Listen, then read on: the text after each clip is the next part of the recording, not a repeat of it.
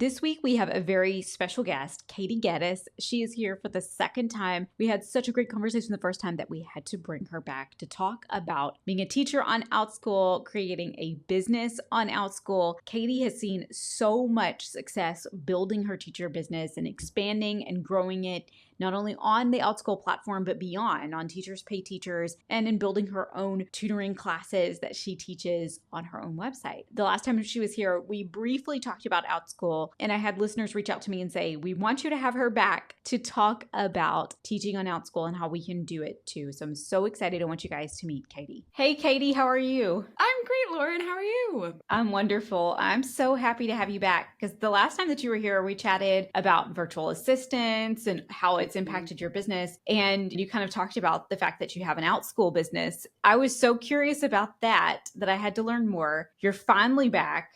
And I can't wait to talk about Outschool today. Before we get started, for anyone who hasn't listened to your podcast episode before or isn't familiar with you, can you just tell everyone a little bit about you and what you do? For sure. Okay, well, hello. My name's Katie. I am primarily an online teacher and an online guitar and ukulele music teacher, but also a music studio owner. So I have been teaching on Outschool for 4 years now. I can't remember which. And after about a year of teaching on there by myself, I expanded and became a studio, which basically means I also hired on other teachers. So we kind of teach as one collective brand or unit on the platform. And then I'm also an online teacher coach. So I help other teachers get started teaching online as well. Which I love. And I think that was the thing about Outschool when you were on the podcast last time that shocked me was that you were like, oh yeah, like I hire other people and they work underneath me. And I was like, whoa, wait a second. Like this isn't, because when I think teaching online, I think you have so many hours in a day and your income is going to be capped at however many hours you can fit into that day. But when you said that, I was like, oh my gosh, like this is like a little empire, that you can build, which I think is amazing. Can you start by just telling everybody, like, what is Outschool? Definitely. So Outschool is a platform. So I know a lot of your listeners are Teachers Pay Teachers sellers. So it is what TPT is to people who sell like digital products to teachers, but it is a platform for online teachers to create classes, put up class listings, and basically families, learners between the ages of, I think it's 3 to 18. These students can sign up for your classes and they can sign up for one-on-one classes, so tutoring or private lessons, or they also have group classes. So anywhere up to 18 students at a time can take a group class with you, and they have all subject matters. It can be academic, like math and social studies and science and all the things, but there's also a lot of extracurricular options. Like I teach music, there's also arts and, theater related things, but also just random like life things. There's like hair braiding classes and like, coding classes and just like social event class type settings. So there's a lot of options for kids who want to learn online, basically. I love this. And so parents pay per session or I guess an adult could pay for the session as well. Like, just anybody who's wanting to learn like hair braiding, like somebody pays for the session, whether for themselves or for their child. And they would continue then like with any tutoring type of service to hopefully come back and continue to get help over time. What did that look like for you in the beginning versus what it looks like for you now when we're talking about time commitment, what classes look like? Can you kind of give us an idea of that? Yeah, for sure. And just to clarify too, the oldest learners on the platform, so people who can actually sign up for the classes, it's just kids. So it's up to 18. Neat. Okay. Yeah, so it is just kind of kid focused, which is fun because, I know for me, I really enjoy specifically working with kids. The range is kind of all over. I have heard most that people are in the like 7 years old to like 13-year-old range. I think that's most popular, but they definitely have like all sides of the spectrum of that. And the way it kind of works class-wise is there's a few different class types. And, I won't go too in depth of it because Outschool is actually like making some changes on what they're called. But basically you can have like a class that just happens one time where, it's kind of just a one-off masterclass type setting, or you can have a class that's, week to week and it kind of just goes on and on there's no set end date. So that could be like more of a social club type setting. Or in my case, I do like guitar semi-private lessons where kids just come and we learn like a new song each week and that kind of a thing. Or they have more like structured and polished kind of course settings where like maybe you have 40-minute sessions once a week for 8 weeks. And that could be a more like kind of I guess, formal setting that the students can come and learn. Oh, and they're kind of expanding what used to be called their flex classes. Now they're doing more of this like self-paced courses as well, which I think the Outschool is going to start to lean into more. They're definitely starting to market it more at the time that we're recording this. So I think more of the, what's it called, like pre-recorded rather than live. They're also growing kind of that side of the platform too. You know, when I first got started, I did a lot of one-on-ones, kind of private lesson settings. I actually got started right off the bat with group classes. And that was honestly, I hit the platform at a really, really good time where they were really growing. It was 2020. People were staying home. They didn't have a lot of options for things to go out and do. So my group classes took off right away. And now I teach, you know, something similar. I teach groups most of the time. And then I actually teach one-on-one on my own. Not that I could take the students from the platform off the platform because they don't allow you to do that. But I was able to start marketing myself and finding my own off-platform one-on-ones. And so I think that's worth it for one-on-one specifically because the 30% hurts for those, but for group classes, it's like a win for. Like I know a lot of tutors that teach independently will join Outschool just to have that group class aspect too. So yeah, a mix of, I would say, group and one-on-one. And the self-pace again is growing as well. Okay, that's so neat. So when we're talking about this, what I'm hearing you say is like Classful is really great because one of the benefits to having Classful versus like trying to source your own students would be that you can teach those group lessons and you're not having to try to like group everyone together to get them all in. But nowadays you're teaching one-on-ones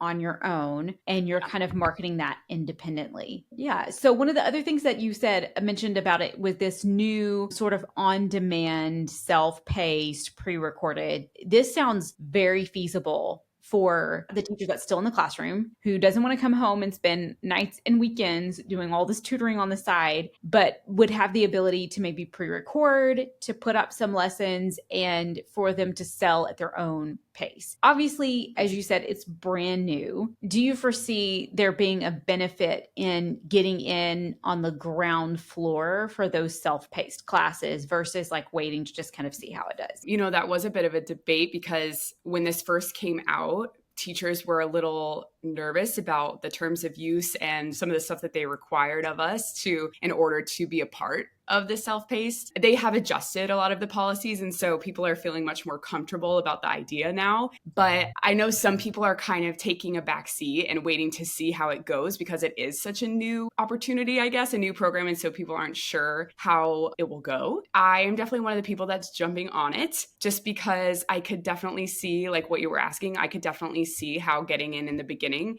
could be really beneficial with, especially just with things like reviews, because with this being like a new thing for the platform, they're like investing a lot into marketing these new class formats of the self-paced format. They're investing a lot of marketing. And so it's definitely getting like the most eyes on the platform. It's getting a lot of new families are coming to the platform probably for this specifically. And those kind of first classes that get out there are going to be the ones that, you know, start to have that base of reviews and how many learners have taken the class. And like that social proof in the future is probably going to make a huge difference, you know, as years go on of, you know, which classes students sign up for. So I could definitely see that it would be, you know, exponentially beneficial to like jump in as soon as possible into the opportunity. So because with that, I mean, it kind of opens up a whole new market of teachers who are going to be able to participate and on the platform who wouldn't have been able to participate before, which means that potentially the market's going to be saturated much more quickly than for a live event where you obviously like you have to be available. And so that kind of limits the pool in and of itself. So yeah, I could definitely see that. So if you're listening and you're interested in that, you might want to just go ahead and jump on that. So what are some things when we're talking about teaching on Outschool? My concern would be if I was walking into this and I'm looking to make more passive income would be, I'm going to do all of this work to create these different classes or to create these different sessions. Like, for example, like maybe I'm wanting to make sure I'm covering all the big topics like, okay, students need help with solving equations. So I'm going to create a class for just practicing solving equations or practicing factoring or practicing, you know, basic algebra 1 or pre-algebra skills. I have to be prepped or prepared to do all of those different classes if somebody signs up. And so I'd be worried about all of the prep work that goes into it just so that I have enough class options of it. Like, what does that look like? Am I overthinking it? Is it not as complex as it sounds, or is there a really great way a strategy to approach this? Yeah, definitely. I could totally see how that would be really overwhelming. And there are definitely some kind of workarounds, I guess, that you could, do your best to set yourself up for a student not coming in with like random topics or levels all over the place, that kind of thing. So first of all, as the platform has grown, it's become more saturated, right? Like there's a lot of teachers on the platform now. And so something that I have seen that has started to work with a lot of the teachers that I've helped grow on this platform is when they create one-on-one listings that are really specific. So not even necessarily like one-on-one guitar lessons with Miss G. Instead, it's like one-on-one finger picking lessons. Or like in your case, for example, I work with a couple of math teachers, and on their listings, they might do like specifically a class about regrouping or a class working with like 2-digit numbers. And then they do a whole separate listing that's specifically for, 3-digit numbers. And so the students that come in, first of all, they're searching those keywords in the search bar when they're looking for classes. So that actually helps their classes show up more. And I guess that helps them get more views and more students potentially, but also they're better prepared because they know more specifically what that student is looking to learn. So they don't have to over prepare and bring in like the kitchen sink, I guess, of things to teach. So that's definitely a way to go about it as far as one-on-one goes, and just getting really specific with the level that you teach in a one-on-one setting. And then with group classes, you can be really specific about what you're teaching week to week. So you pretty much they have a new syllabus feature where you will say, day 1, we will learn this. Day 2, we will learn this. You know exactly what you're going to be teaching, right? So you can avoid that in that situation too. Yeah. So your suggestion would be to have how many lessons prepared, meaning like each listing would have its own separate lesson. So how many lessons/listings should I have for those specific topics in the beginning? Yeah. Also, maybe I'm not understanding exactly what that looks like on your end. Is it, I have all of these time slots available, and if somebody picks one of these classes at this time, I have to be ready with that one specific lesson, or they could pick a different lesson at the same time. Like, does that make sense? I don't know. Yeah, it totally makes sense. So as far as like the scheduling component goes, if it's a one-on-one setting specifically, then they have this is new as well. They're making lots of updates at Outschool. But the way that the scheduling works is kind of new for one-on-ones, where it's kind of like Calendly, if you know what Calendly works like. So basically you open up a set availability, and then the students can sign up within that availability for any time. And so, when they first register, they can sign up for 30 different lessons if they want to, or they can just sign up to work with you for 2 lessons. It just depends on their needs, I guess. And then once they sign up, it kind of takes that slot away from your availability. But as far as like what to teach them, usually what I have found that works the best, it doesn't always work because you can get kind of more last minute learners, but I always send a message. They allow you to do like a pre-written automated first message that we'll send to students when they first enroll. So I usually send a message along the lines of, I'm so excited to work with you. Give me an idea of the level that you're at, or exactly what it is that you're wanting to work on in this lesson. And so I have a more specific idea, I guess, of exactly what it is that they want to do. So in my case, for example, I might say, what guitar chords have you learned so far? Have you ever done any sort of tab before? Have you, learned an entire song? Do you like to sing and play at the same time? That kind of thing. And so I have a better idea of where to start. And then I kind of just have a set curriculum that I have created over time that I will kind of take them through. And then if they have some sort of custom thing that they want to learn, or a song that they want to learn, or a specific activity that they want to try, then I'll kind of create that outside of that, and I'll use that as an opportunity to like grow the curriculum as we go. But also as a teacher, I feel like most of us at this point kind of have things that we can grab and teach kind of in our wheelhouse. I guess the tricky part about it is like having it on your computer. If you are teaching online, it's a little harder to just kind of, have like a doc cam necessarily, or, I'm not sure what people are using these days, but like just having activities prepared, I guess, within the general realm of what they're asking to be learning. Does that make sense? Okay. Yeah, absolutely. So like if, for example, I have solving systems of equations, right? Then I could have by substitution. So real specific. Then I could have something with very, very basic substitution. I could have a worksheet or something available that's a little bit mid-level, and then something that's a little higher up. And so just depending on where that student is at, you can kind of grab that resource real quick and use that. I think as a teacher, the hardest part for me was always switching gears. It was always going from I'm teaching this class, now I'm teaching the very next class, which I would imagine is even more so as a music teacher because you're teaching so many students all at the same time and multiple different instruments. But for me, it was switching gears a lot. And it would be a little bit overwhelming for me to think like, okay, I have this time slot open and I have no idea in the next 5 minutes if somebody's going to pick it. And if they do, what are they going to choose? Is that something that someone needs to be concerned with, or is that kind of like rare for someone to pick a class like 5 minutes before it starts? Yeah, that's a great question. So it is more common with group classes, like enrolling within a few minutes before class or even a couple minutes into class. That can actually happen. But in the group setting, it's a little different because, like I said, you're kind of teaching a set something. And so usually you have pre-prepared and you know what's going on. With the one-on-one, you can enable like not allowing people to enroll within 24 hours, basically. Oh, So okay. you'll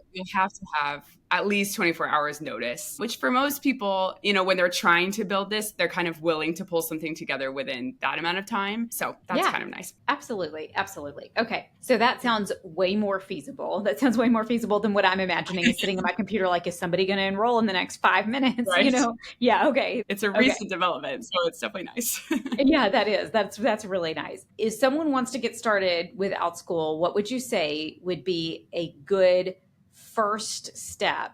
Well, first of all, you have to apply to be on the Outschool platform. So you do have to go through an application process. There are like some written questions and answers that you have to answer about kind of your own experience as a teacher and, your education and why do you like teaching? What are your specialties? That kind of thing. You have to do also like a video demo that you submit. It's usually 5 minutes or less of a video clip of you teaching a lesson that you put together. And I believe a sample lesson. You have to submit those just to apply to be a teacher on Outschool. So it's kind of a pre-step for sure. And I help people through that process all the time. So if you need help, please let me know and we can get you started. But as far as once you're an actual teacher on the platform, the biggest focus for sure is just creating classes. So, similar to TPT of where people say, you should get some products going and put out your kind of first few products. It's very similar on Outschool as well. It's putting some classes out there. There, of course, is like a teacher profile aspect of it too, where you can create a profile video and put some information about yourself. But the way that families find you is through your classes. So when they go type something in the search bar of what they want to learn, they scroll through a bunch of classes, right, to find one that they want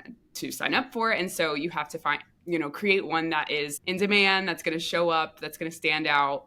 And then once they click on it, of course, you have to kind of make that listing that will convert them into students. So basically creating in-demand classes and optimizing, that listing as well as you can to get viewers to convert into learners. Yeah. Okay. So that's, I say simple enough, but it goes back to what we talked about before with putting the prep work into each class and making sure that you have resources ready to go for each one so that you're not scrambling once somebody signs up. Or would you say like if you have the 24 hours enabled, then you could just you could put several classes out there and you could say like, okay, well, if somebody signs up, then I'll prep for that class and I don't have to have 100 different preps ready. Exactly. That's actually what I very much recommend.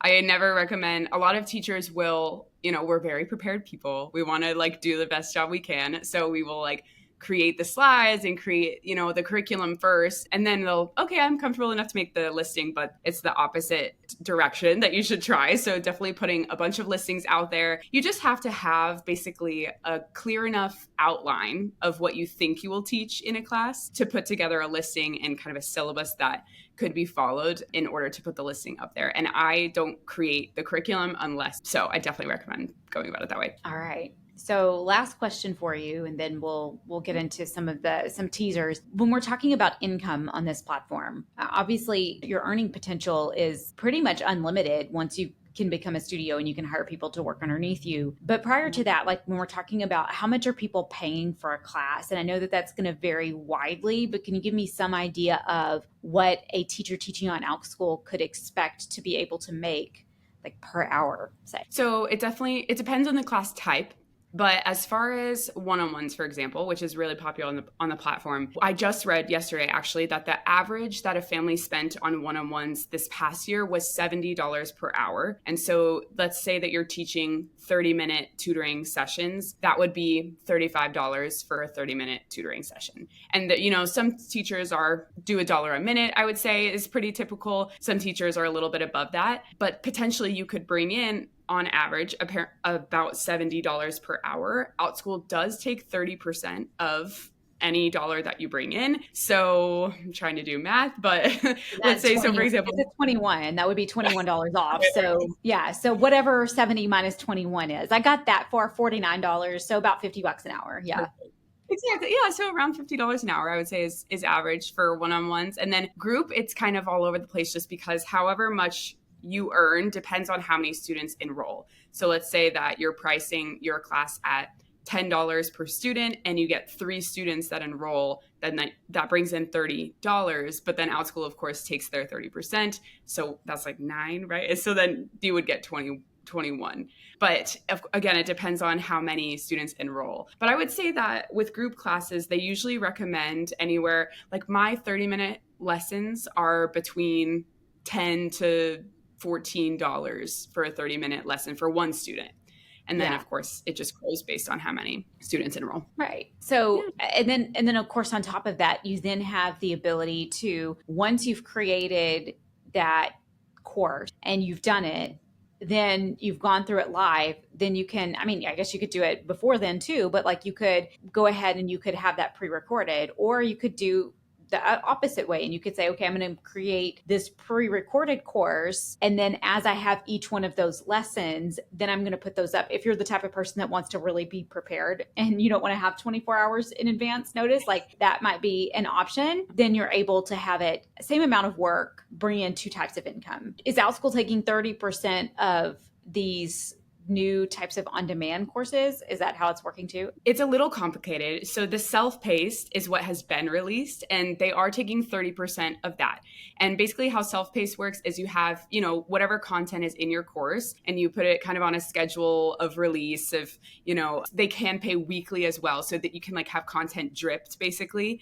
But they do take 30% of those, and the students actually have email access with you while they're taking the class. However, Outschool is also piloting a subscription model right now as well. And so it's in pilot, so we'll see if it happens, but they are testing to see if they could do a setup kind of similar to like a Skillshare where students pay like a monthly rate and then they get access to certain lessons. So that pay structure is going to be a little different. They are very much still figuring out how much teachers will get paid from that. But that would be much more passive because that one doesn't even have email access with the teacher. So as that develops, which they said will probably be closer to the end of 2024. So we'll see how it goes. But there's a lot of potential there too for a lot more passive income too on the platform. All right. Wow. Okay. So lots of options and the ability to obviously make, as teachers, $50 an hour is really not bad for a lot of us, depending on where you're teaching. But for like, say me in Texas, $50 an hour is definitely more than what I was making when I was in the classroom. So it's a great little way to supplement the income. Or if you're full-time, you want to go full-time TPT and you want to step out of the classroom, then I feel like that's also a really great way to kind of try to supplement that where you have a little bit more time, you have a little bit more flexibility by stepping out of the classroom to work on your TPT store, but then you kind of have a little bit more security by adding in another income stream, which I love. We want to learn all things Outschool. Where are we going to find more information about this? I know for sure, like you have courses, you have all of that. You're also going to be at Teacher Seller Summit. So start by telling us, what are we going to learn about a Teacher Seller Summit? And then we're going to find a way for people to connect with you if they want to learn right away. For sure. So at Teacher Seller Summit, which I'm so excited for, I'm going to be doing a presentation about creating sold out classes. So 3 steps to sold out classes. So we walk through kind of the 3, I guess, key things to consider when putting together a class and a class listing to optimize it in a way that will, get eyes on your class and get people people to click on your class and then convert them into a student. So we'll dive into all that. We'll also briefly cover the application process for those of you that have never applied to Outschool and gotten accepted to teach for Outschool, because I know that that is a hurdle as well. So I'm super excited for that. And of course, if you want to connect with me, I'm on Instagram at my name, which is at Katie Gettys with an underscore. So I would love to chat with you there. Absolutely. And you do have course membership. Tell us what all you have for somebody who wants to really master teaching on Outschool. So I have a membership called the Online Teacher Academy, which is a monthly membership that you can join that's mostly Outschool teachers, some just independent online teachers as well, to help you start and scale an online teaching business. And I also have a podcast myself called the Teacher Entrepreneur Podcast. So if you want to go listen to some episodes of that, we have a bunch up there about Outschool and teaching online as well. I love it. Well, thank you so much, Katie, for being here. Happy to have you back a second time. And I cannot wait to learn more about this at TSS. And I know that there are so many people, there were people who reached out to me the last time that you were on the podcast and they were like, yes, we want you to have her back because we want to learn about Outschool. So I think that there are going to be a lot of people who, the wheels will start spinning and thinking about all the different ways that they could use this to grow or expand their business. So thank you so much for coming and sharing with us. Of course. Thank you so much for having me.